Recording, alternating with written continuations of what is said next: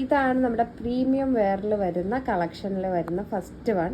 അപ്പോൾ ഇതിൽ നമ്മൾ ഹാൻഡ് വർക്കോട് കൂടിയിട്ട് ഒരു പീകോക്ക് ഡിസൈൻ ഹൈലൈറ്റ് ചെയ്താണ് ചെയ്തിരിക്കുന്നത്. ഇതും ഒരു വി നെക്കായിട്ട് തോന്നിക്കുന്ന ഒരു പാറ്റേണിലാണ് നമ്മൾ ചെയ്തിരിക്കുന്നത്.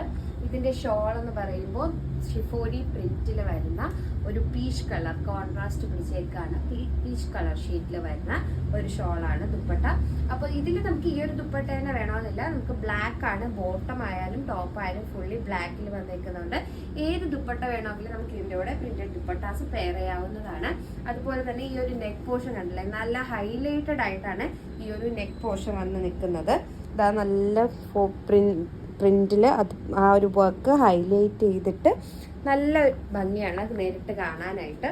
ഇതിൻ്റെ സ്ലീവ് എന്ന് പറയുമ്പോൾ ഇതാ ഈ ഒരു സ്ലീവ് എൻ പോർഷനിൽ ഒരു കട്ടിങ് കൊടുത്തിട്ടുണ്ട്. 3/4 സ്ലീവ് ആയിട്ടാണ് ചെയ്തിരിക്കുന്നത്.